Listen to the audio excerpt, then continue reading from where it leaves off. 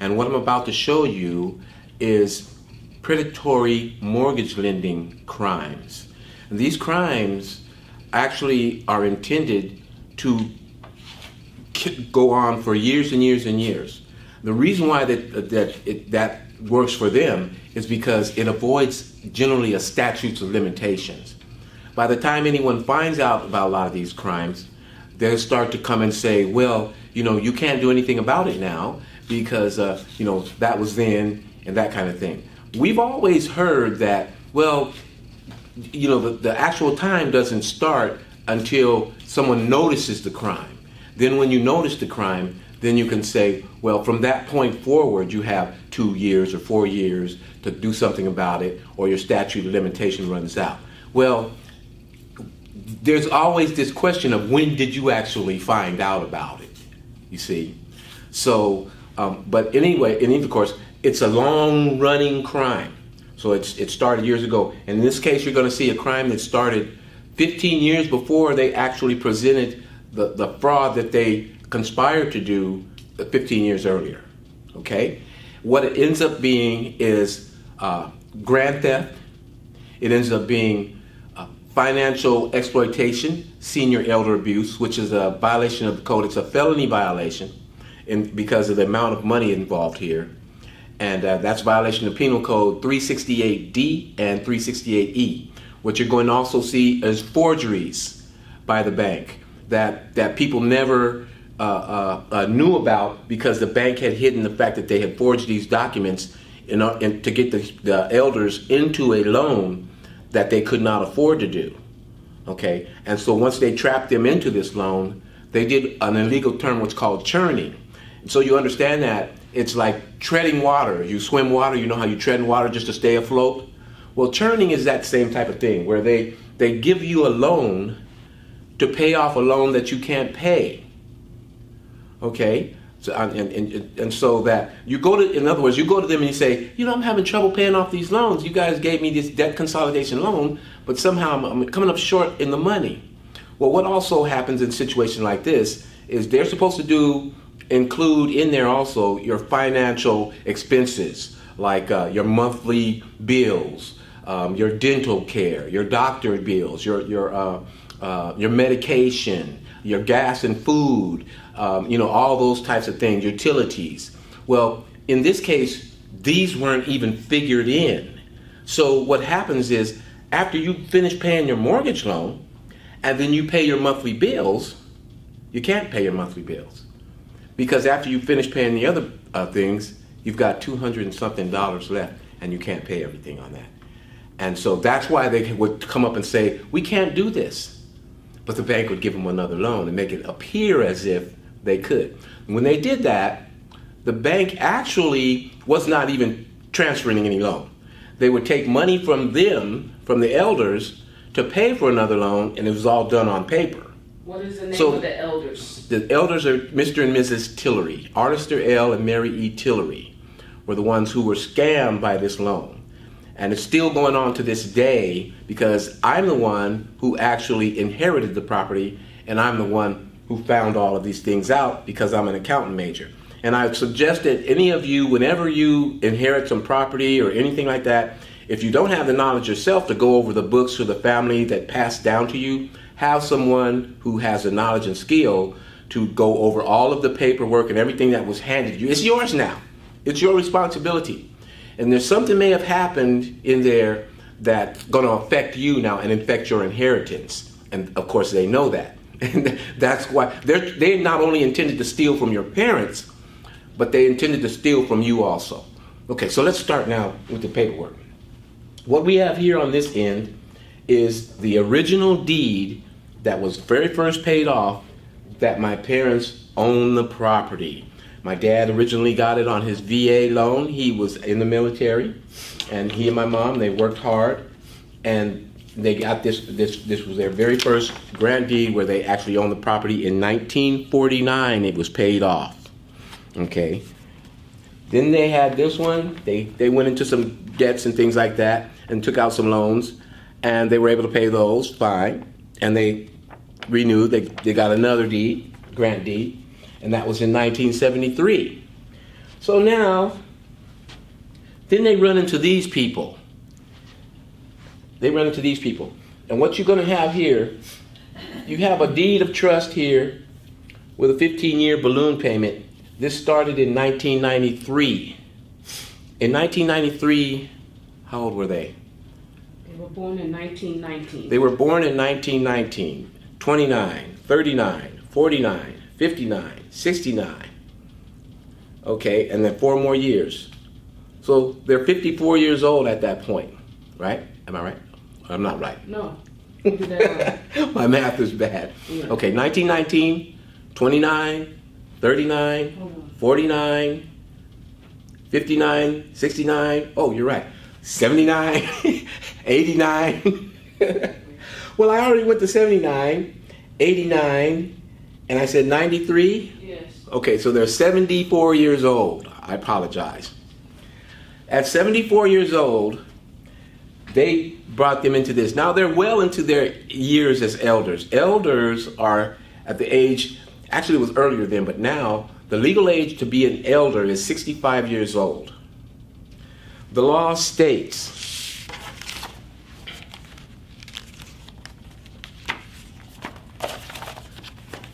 California financial exploitation, fraud, and senior elder abuse. Real estate predatory lending, elder abuse. If, for example, you offer a senior citizen a loan, knowing there's no way he or she can repay it, or you lock an elder into a loan with a balloon payment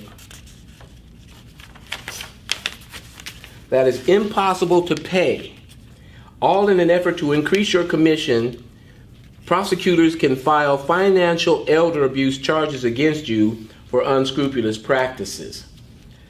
These are laws that we're quoting from now. That is the California Financial Exploitation, Senior Fraud or Elder Abuse Law, California Penal Code 368D and 368E. That is a felony. Here's the first one. Okay, after that, they run into these people. Now, these people solicited them after they'd already trapped them into this loan. This is a solicitation letter proving that they were solicited. That's another crime. You bring that before the court, and they want to know, did you solicit these people or did they come to you? Well, because this is racketeering, influence, corrupt organization, and you're going to see that by the time we're done, many of these banks and many of these people are involved in getting bad loans and passing them along to cover up the crimes that they committed. Okay, so once they did that, they solicited them and they passed them into this loan. If you look here, I'll hold it up for you so you can see it. This loan says that it will be paid off by May 1st, 2025. Mr. Tillory passed away at the age of 86 years old in 2006. Mrs. Tillory passed away at the age of 94 at 2014. It's nowhere close to 2025. So what you see is there's no way they could have ever paid this loan off. It was a fraud and a false pretense all along. Okay. They would have had to live to 106 years old in order to be able to pay that off. Right. So now, here's a lot of other loans associated with that. In this package, when they very first took this loan out, you know, you get your financial information and you go down to them. They solicited you. So you go down and see what they're talking about. So you take all the information they tell you to bring, all your financial information, things that they're going to need.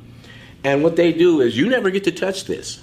Only the bank people get to touch this. And you give them their information and they write it all down. They wrote down falsifications in here. We're not going to get into all that because we want to get to the real meat of the fraud here. Because what you're about to see is a forgery.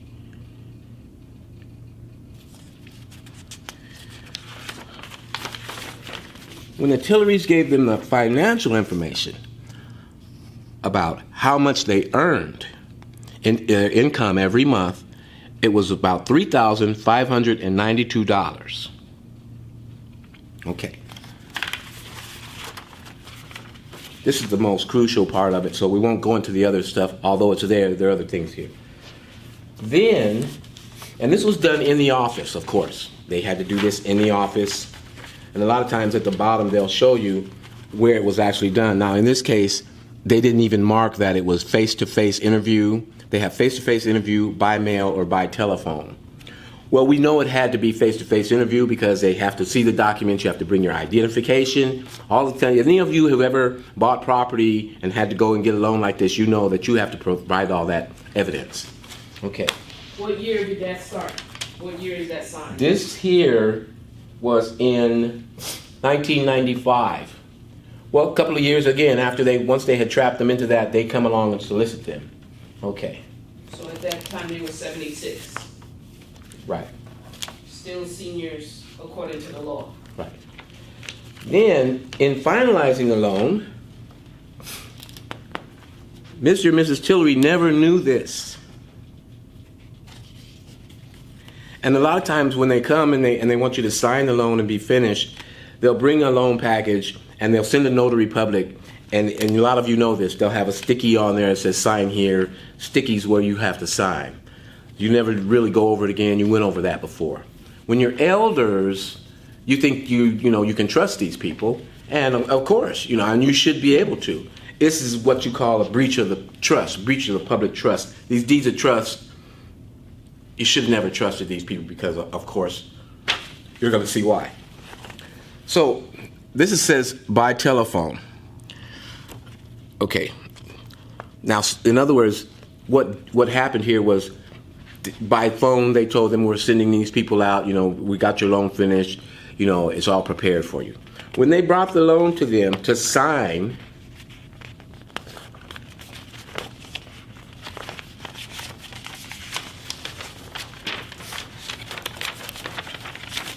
the bank had forged their information.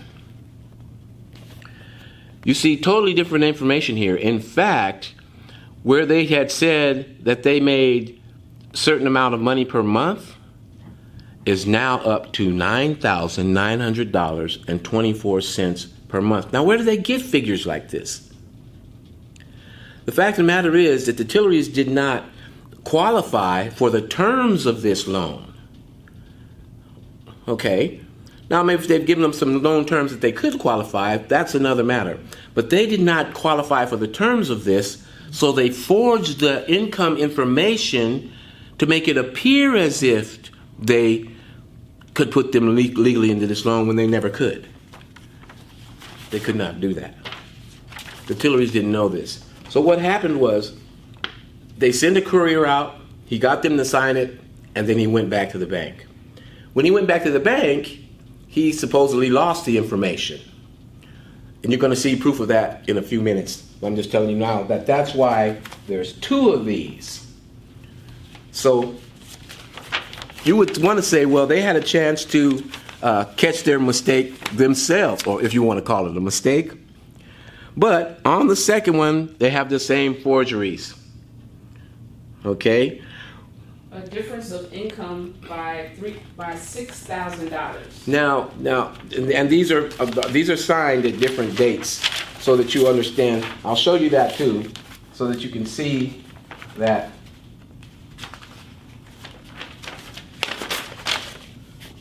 the discrepancy in the signing dates.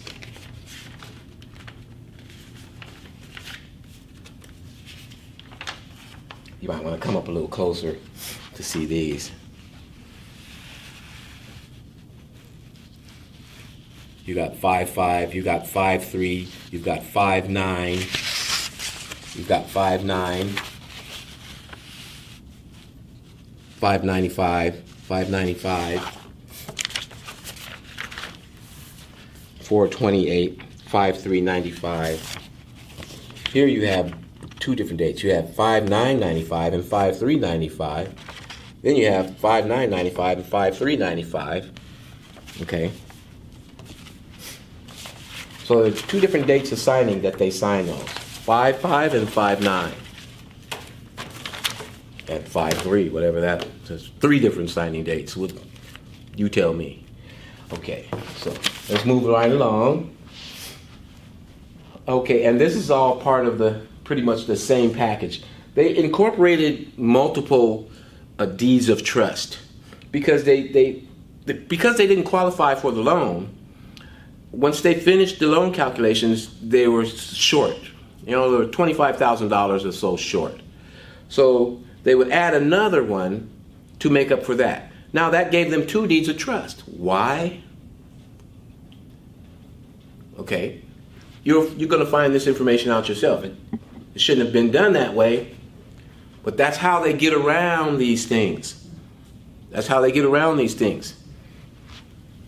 Okay, now we're going to talk about right here. We're going to talk about the fact that this bank is Long Beach Mortgage Company. Okay, they were the ones who put them in this loans where they forged the documents. You'll see the name of these people on here. Where did their name go?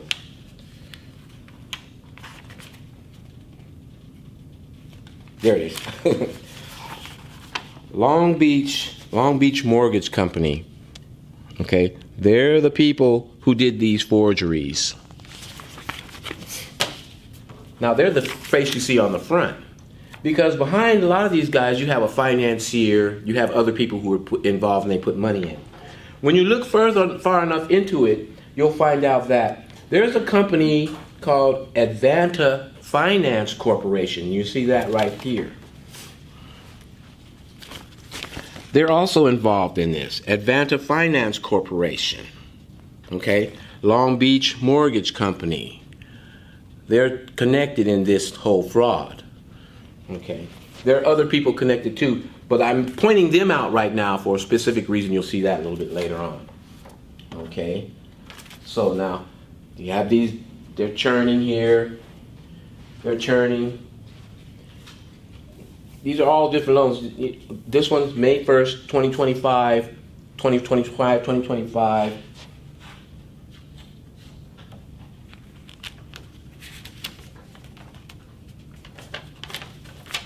Always to include balloon payments.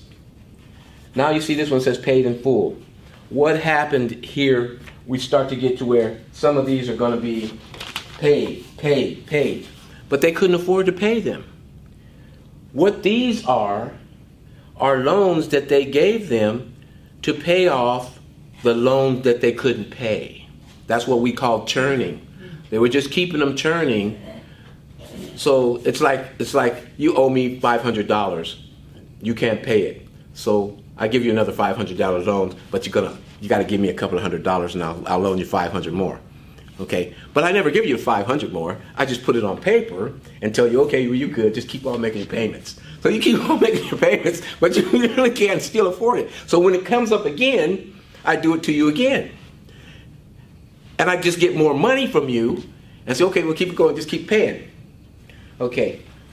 Loan sharking. Yep. Yeah. What happened here is after they finished those loans, you'll see Long Beach Mortgage Company here. And I'm going to read this for you. Welcome, new customer. As part of the ongoing quality control system, a percentage of loans are selected each month on a random basis for audit. This audit is performed in accordance with government and private investor regulations. It is intended to reaffirm that appropriate procedures were followed in obtaining the information for completion of your loan application. Please check the appropriate answer to the questions below and return this cover letter attached to the application in the enclosed stamped envelope. If you need or would like to make a comment, please feel free to do so in the spaces provided. Okay.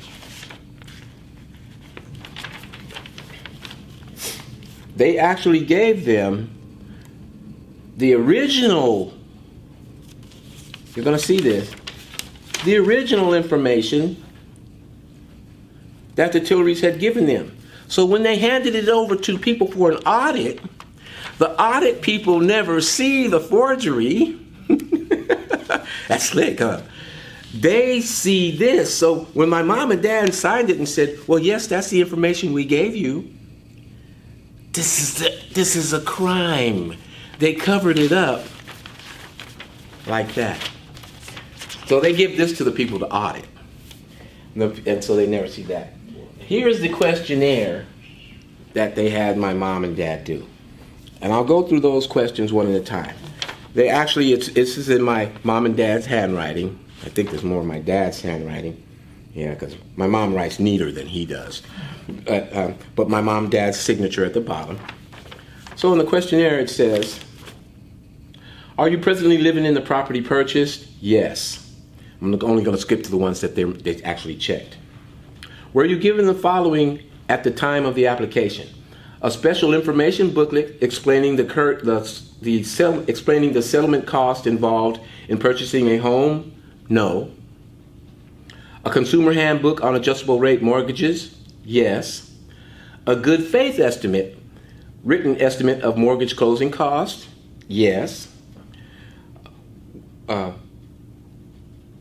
Were you personally interviewed at the time of the application? Yes. So there's a proof that that was done in the office. Did the interviewer give you any forms that you personally delivered to your employer for completion? No, because they're retired. They're living on the retirement income. And also other adult jobs, my dad did furniture, my mom did nursing care because she's a retired nurse. And in fact, one of her patients at that time was the retired General Shepard. He's a 4-star general. He lives in Coronado. He was the commander of the Pacific Fleet, the U.S. Pacific Fleet. She was his personal nurse. So she earned some money from that also. And that's why as retired people, you would say, well, gee, how did they make, an income of, $3,500 a month? That's pretty good for a couple of old people, in retirement. Well, of course, they were still working, even though they were retired. Okay, let me go on with the questionnaire. Did the interviewer give you any forms that you personally delivered to your employer? Okay, we did that. Did the interviewer give you any forms that you personally delivered to financial institution for completion? No. You may have signed blank verifications of employment, deposit, mortgage, and rental to be left with the interviewer. Did you sign any other blank forms? No. Were all of the forms given to you explained satisfactorily? No. Were all of the forms given to you explained satisfactorily? No. Were all of the forms given to you explained satisfactorily? Did you borrow any of the forms that you used in closing? Yes. Did you borrow any of the funds? I'm sorry. Did you borrow any of the funds? I look stupid on that because I know it should have said funds, but that didn't come out of my mouth. And this is interesting because why did they have to borrow funds for the loan? It goes to what I was saying a little bit earlier. Did you borrow any of the funds, the money, that you used in closing? Yes, because they couldn't pay for it. All right. Okay, let's go on. Please rate your experience with our company as follows. 1, superior, 2, good, 3, average, 4, poor, 5, inadequate. They have circled 5 completely here at the top. And when you go ahead and you read it, it says, your overall experience with our company, 5. The service given to you by the loan processor, 5. The loan processor in terms of keeping you informed during the processing of your loan, 5. And I'm just saying that because they circled this, they didn't actually check it. So I look at this as being a second indicator. The loan officer that took your application, 5, inadequate. Your satisfaction with our handling of any problems during closing and processing, 5, inadequate.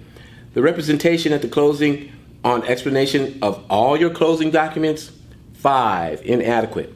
So what they're saying here is that you people didn't do anything that was even poor or average or good or superior. Everything was inadequate. Very long dead, but this speaks to this day. Now, this is what they wrote on the back. What has been the most positive aspects of your dealings with our company? Sorry, not anything. Not anything positive. We were very disappointed. We would not like to lose our home. We would not like to lose our home after all these years. So evidently they felt something was wrong. They hadn't even finished churning them yet. There's more going. The next question. What has been the least positive aspects of your dealing with our company? We feel like we were took because we are senior citizens.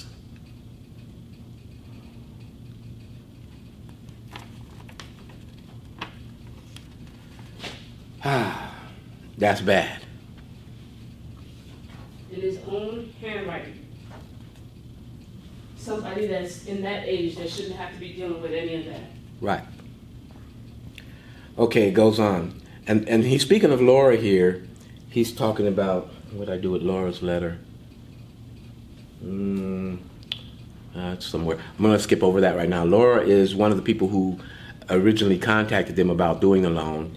And she says, my dad says, Laura told us after we had signed papers and they had been notarized that they were lost by the courier and had us to sign a second set.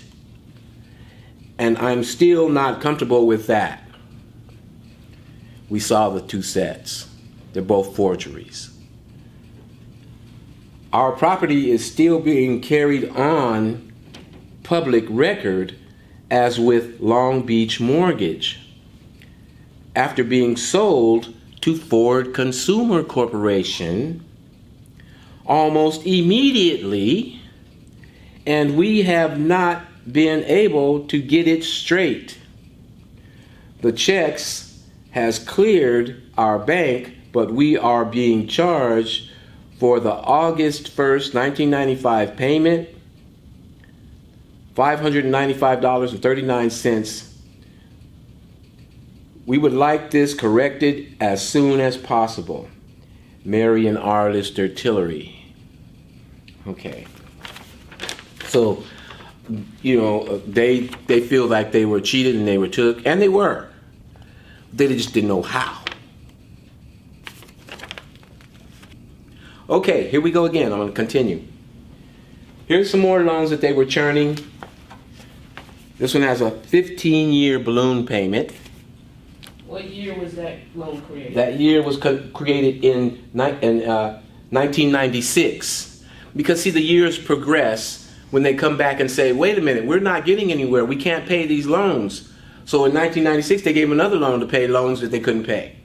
And they started paying off the loan. The bank was paying off the loans, not the elders. You see, that's why you see paid. You start to see these paid loans that the bank was paying off by churning. So 1996 makes them 77 years old. So that's another one. You go on, you got one here, 1996, $103,000. It's not payable until November 20th, 2026. It's still not 2026. Right now, the year is 1919.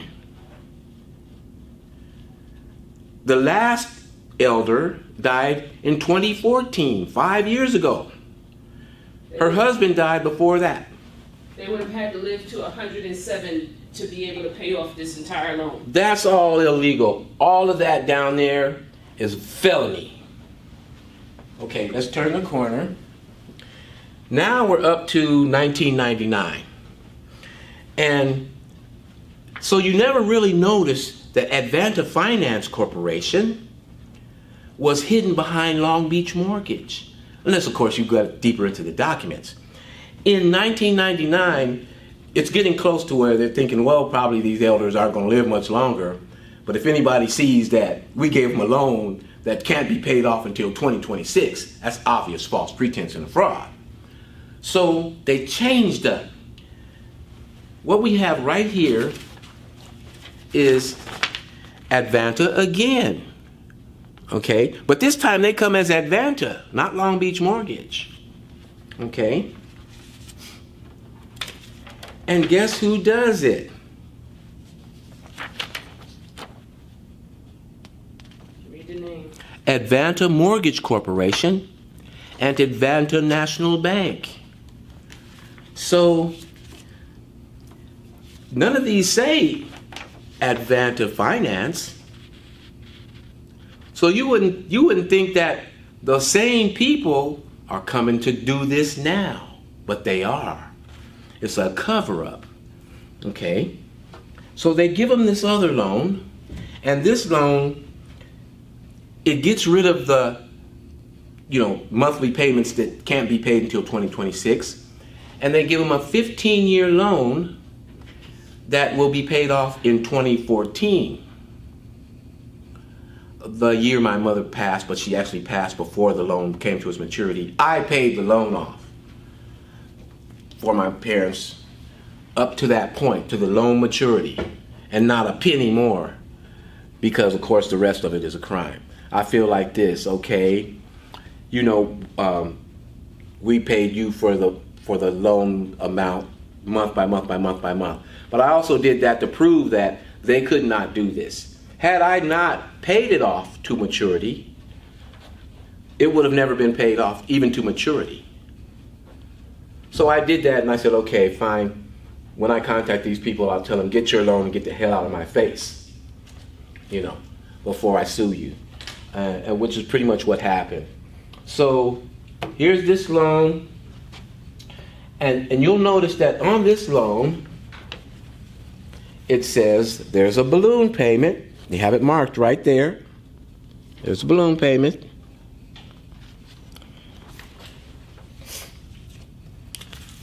On this portion of the loan, it's not marked that there is a balloon payment.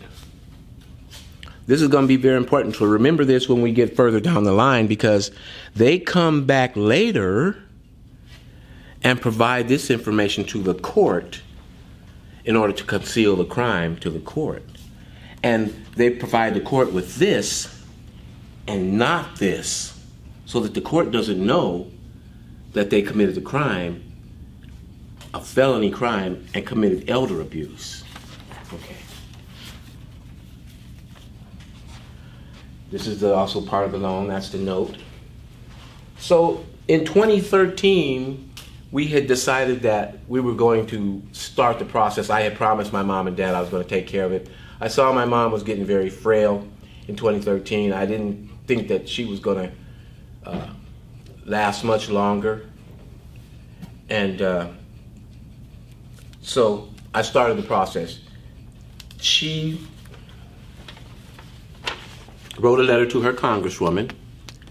Here's the letter right here. It's going to have her signature. That's her signature right there. Okay. To the Congress of the United States, House of Representatives, Congresswoman Susan Davis. Okay. And she made her complaint that I've got this bad mortgage and I want someone to do something about it. Okay. In this explanation here, it's 2 pages, there's nothing that mentions anything about wanting or needing a loan modification.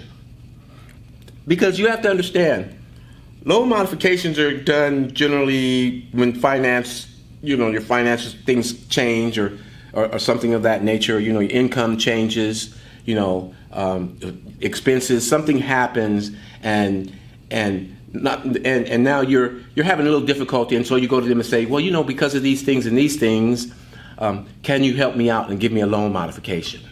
And a good bank will do that. They'll say, okay, yes, we'll work with you. We can understand that. That's very reasonable. They'll give you a loan modification. In this case, there's no loan modification. And you know why? Because it's a crime. You can't modify a crime. Okay. Remember that. Never try to modify a crime. You don't modify crimes. You report them. Okay, let's move along. So, Congress then, I left out the letters from the consumer finance. I'm gonna have to skip over that.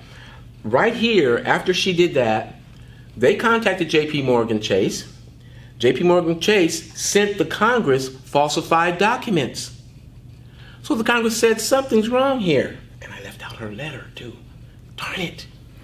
Now, so the Congress sent the complaint to the Consumer Financial Protection Bureau. That's a federal agency that looks into these kinds of things. And in that letter, they said that, look, there's something wrong with this loan, and Ms. Tillory needs a loan modification. No, put that back. Ms. Tillory needs a loan modification, and she's one of my constituents, and I want you to look into it. So then Consumer Financial Corporation, a Financial Protection Bureau, they contact us, and they say that we understand that you need a loan modification. We got a letter forwarded to us from Congress, and we want to help you with the loan modification. And they also changed her name from Tillory to Tilroy. So I contacted them and I said, wait a minute. I said, this is not, first of all, this is not Tilroy, this is Tillory. And we never asked for a loan modification. You can't modify a crime. So I said, forget about them, okay? And I apologize, I have that information, but I forgot to put it in here because there's so much and we were rushing to get this done. You'll probably see it later in another thing. Okay, so, because everything I'm telling you is true, don't think that it's not. Okay, Consumer Financial Protection Bureau is in search right here. They come with that. So basically it's another kind of cover-up. We look at it as being a cover-up, and you'll see why as we go along, where the government then says, well, we see that the bank has sent us false documents and information that they haven't sent us the right stuff. We'll go to the Federal Bureau, we'll change her name, and we'll tell them to do a loan modification. All that is a loan modification in this instance would be an alteration of the actual document. You get rid of the crime documents and you give them another one. So you never do that. Okay. Then we go to sue them. My mom passed away, actually, during that process. And I continued on because I promised her and my father that I would continue on and I would take care of this. So here's the lawsuit. The lawyer filed it. You'll see my father's name in the list, Mr Tillorys, because he was one of the principals on the loan, even though he had passed earlier, and my mom was named as the principal on the loan. This is some of the things that these people do. When I told him, I said, you shouldn't be using my father's name, you should be using my mother's name, because she's the one who's actually been dealing with the bank since my father's death. She actually signed documents and everything. Her name alone is on there, but he is in the background. Anyway, the lawyers do what they want to, they don't care. Okay, so we filed a lawsuit. The lawyer, during the lawsuit, got together with the bank, J.P. Morgan Chase. I forgot to tell you how J.P. Morgan Chase came in. J.P. Morgan Chase bought Advanta Finance. Okay, so they came in 2007. That document was actually on the top over there, no, but I don't need it right now. I have the document right there where J.P. Morgan Chase sent the information, they bought it. Also what's missing here is they rewrote the loan. Now I can't provide that because my brother somehow lost the information. That's part of what Congress was trying to get from them. They said, we want to see this loan. You bought the loan, we want to see it. Well, Chase refused to send it. Why? It's evidence that they knew that the loan was bad. They had to, because they rewrote it. They didn't just have these documents. They had these documents when they bought Advanta, But then they rewrote it and they sent it on chase letterhead documents. Now they still have that somewhere, and we're going to have to get it eventually. Okay, you can bet that. But they're going to fight, just like they wouldn't give it over to Congress. They're going to fight not to give that out, because that's proof that they know that there was that these documents was a part of a fraud. So what happened in the lawsuit, they provided forward this one. They gave this original that Advanta had. You never see that J.P. Morgan is in there. Okay, even in the lawsuit. Okay, so the lawyer then commits fraud with the bank lawyers and tried to do a loan modification. Your lawyer's name was? The lawyer that you hired to represent you's name is?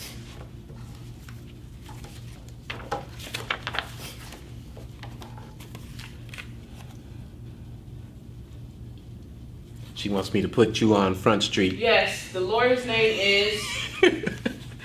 Okay, his name was Erickson Davis. He worked with, and we had actually hired Real Estate Law Center, PC. The PC stands for Penal Code. They knew that this was a bad loan, and they came forward and said, he said, I've had 15 years experience. He said that this loan ranks in the top 3 of the top 10 worst predatory lending frauds I've ever seen. And so, of course, it is. And so he took the case. But he threw the case by trying to do a loan modification. And here's the judge's statements. The judge did a statement afterward. And a lot of judges don't do this. But he was very thorough in talking about what this attorney did and didn't do during his presentation, even though the court had continued to reprimand him about what his presentation was. He presented a fraud case. He didn't present our real case. He presented a fraud case, and then he tried to work with the bank to get me to do a loan modification. They wanted to get all my information and income and all this and that, and transfer the loan onto me. They wanted me to assume the loan. Of course, you never assume a fraud. A fraud is a fraud is a crime. I don't buy crimes. Thank you. Okay. When you hired the lawyer, what did he promise you would get out of the lawsuit?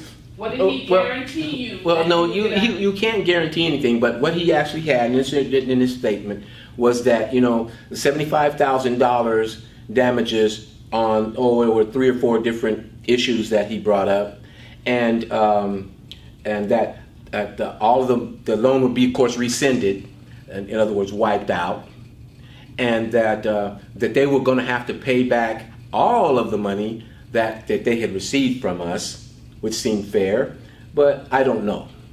But anyway, we were supposed to win an award on that, which he threw that, though. So after he threw that case, I complained to the state bar that this lawyer is crooked. First of all, he's supposed to be doing a lawsuit against these people, and he ended up working with them and try to convince me to get involved against the law. That's a crime. The state bar, just one recap. So he said to you that this was the worst loan that he had ever seen. Well, not that he had ever seen, the top 10. Top 10 worst loans that he ever seen. He promised that the loan would be rescinded, meaning wiped away. That all the money that your parents had paid up until this point was $220,000. Okay, well, we don't have to get into those specifics. Plus $75,000. That's what he said, right? Okay, $75,000 per. See, they have different counts. Okay, so per count, if he wins on these different issues, then of course $75,000 per each issue. Okay, so but those are specifics we don't really need to go into, the money amount award and all of that.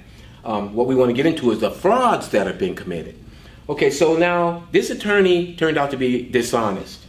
I complained to all of these various agencies after that had happened, and you'll see that I was the Bureau of Real Estate, the Department of Business Oversight. What dates?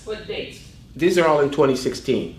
Right after this case was dismissed by the judge. It was dismissed with prejudice. Okay, so he damaged the case, and I believe he might have done so intentionally, because when I told him I'm not going to do any loan modification and cover up the crime, he and the lawyers for the bank, threw the case. Okay, he threw the case. He obviously was working with them anyway, so he threw the case, and so the judge dismissed it with prejudice. I needed to get it back in the court, and he created that problem. So I went to all of these people and I complained. Also, I went to the Department of Justice. Yeah, you can go along and get those so they see what I'm talking about. So by the mid of 2016, your case was dismissed with prejudice. Mm-hmm. And then you began to notify the Bureau of Real Estate. You sent a letter to them. Mm-hmm. Then we got to the State Bar. Now, the State Bar did an investigation of my lawyer because of the complaint I filed. In this investigation, I'll read part of it to you. This is the State Bar of California, Office of the Chief Trial Counsel Enforcement Unit. I'm going to skip over a little of it because they asked me for certain things. They subpoenaed documents from the bank. They subpoenaed documents from my attorney. They subpoenaed documents from me proving that he was my attorney, that there was a contract, that he had been paid, and they actually subpoenaed all these documents to find out if he actually did try to do a loan modification when he should not have, which was a crime. The investigation from the State Bar said this. What date is that? Hang on. This is my authorization giving them the enforcement unit. I gave them my authorization to do this. Do an investigation. To do the investigation and to open the case. In the matter of a State Bar investigation, declaration in support of issuance of subpoena ducis tecum. Caitlin Ellen Morin, she was the investigator, declare as follows. I am employed as an investigator by the Office of the Chief Trial Counsel, State Bar of California, 845 South Figueroa Street, Los Angeles, California. If called to testify, I would and could completely testify to the following. All of the facts stated herein are within my personal knowledge, except those facts stated on information and belief, and as to those facts, I believe them to be true. If called as a witness in this matter, I could competently testify thereto. The matter referred above is currently under investigation to determine if there exists a sufficient factual basis for further proceedings by the State Bar. I am informed and believe that the custodian of records named, and that's a subpoena to Chase Bank, and relevant information proceedings are warranted by reason of the following alleged facts. The Tillory's Real Estate Law Center to represent him, lawsuit against his lender regarding his property, however, may have collected advance fees to provide loan modification services in violation of State Bar rules. A review of Mr. Tillory's mortgage account held at J.P. Morgan Chase is needed in order to substantiate the above referenced alleged facts. I believe that this request is consistent with the scope and requirements of this investigation, wherefore the declarant requests that a subpoena ducis tecum for the documents be requested and issued. I declare under penalty of perjury under the laws of the state of California that the foregoing is true and correct, executed this 30th day of 2016, November 2016. Say the date again? What date did you? November 2016. November 2016. Okay. So then they write to me. I'm writing to inform you that on August 22nd, 2017, the California Supreme Court ordered that Mr. Davis be disbarred for the practice of law in California based on misconduct that he committed in a matter unrelated to your case. Now, how could that happen? Okay, here I'm back again. Some of the documents are out of order, so I'm going to just skip ahead for now because this actually is about things that are happening with me right now concerning the property.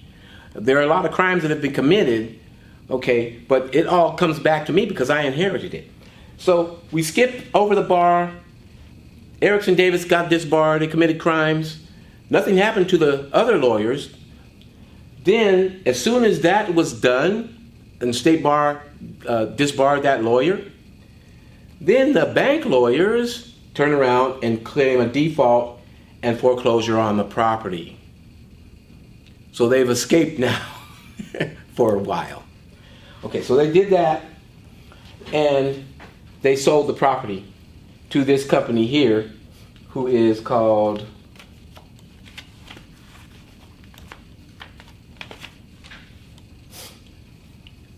Breckenridge Property Fund 2016 LLC. They filed a lawsuit for an unlawful detainer against me. Now, when they originally had bought the property, they came to my house. All of this is on audio video with them coming to the house. And I spoke to them and I told them about these frauds. And I told them that they bought a house that had been unlawfully sold. It was an illegitimate sale because it was embezzlement and a fraud, and they should go to the law. They help them with it. Instead of them doing that, then they went to the court and filed an unlawful detainer suit against me. And in that an unlawful detainer suit, they claimed they didn't know who I was. Some guy was living there in the property, like a squatter or something, and unlawfully detaining them from getting the property that they bought. It's not true whatsoever. Okay, and so I answered those lawsuits, and this is what they did. When they went, and this goes to what I told you earlier, when they went and filed their unlawful detainer, they provided the deed of trust from Advanta, and they gave that deed of trust to the judge to prove that their case, and this was done, what it actually says, these exhibits are in support of plaintiff's motion for summary judgment. What we're going to be interested in right now is the deed of trust that they have that was recorded on 10/1999, Exhibit 2. That's exactly what this is.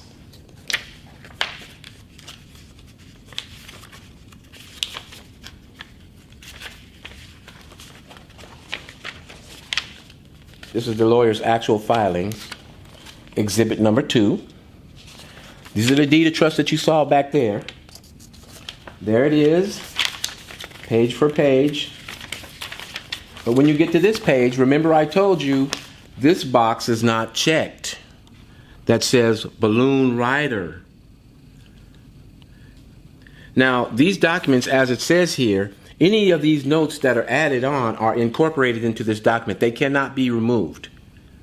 So they concealed the fact that there was a balloon rider, and so they didn't even show them the other note where it was checked that there's a balloon rider, and it's $120,000. When they said they which is unlawful. Them, who is them? Who the court. The court. They didn't show the court. Okay. I already said this is the lawsuit that they filed for an unlawful detainer, trying to prove that this property belonged to them, and that they knew what my dispute was going to be, and so they want to get the court to rule as if everything looks fine here, and of course it does, because the court doesn't know that there is a balloon payment, and it was $120,000, and that is a felony crime against the people who own the property. So there's fraud on the court. So the court, instead of validating whether or not these documents are legitimate or not, they gave the property to these people who filed this based on a fraud.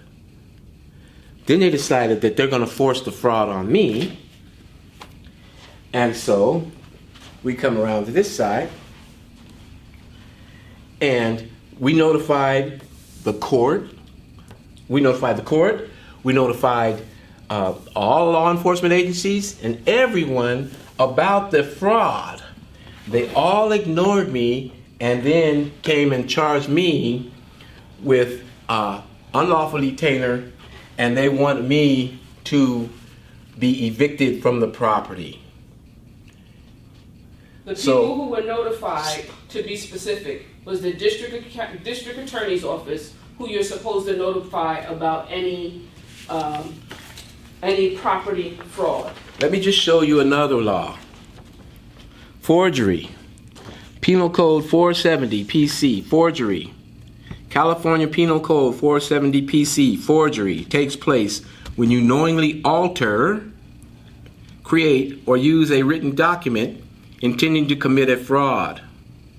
So there are a lot of things here. There are other things that they committed in this. But the point is being that a lot of people don't understand that anytime someone changes, they think that it's something they have to make up altogether. Anytime someone changes the actual information that you gave them on a document, especially a document like that, they forged your information. They have your permission to change that. So that's forgery. California Penal Code. That's a felony. Okay. So all these crimes, but I'm the one who's being, okay? So we're going to stop here. There's a lot more. We're going to... The final thing that needs to be said is that the one who was defrauded, we'll say that the judge who approved the default judgment, Judge Creep, was defrauded. Well, let's just say that he was defrauded, okay, and he didn't know that these people put forth fraudulent documentation.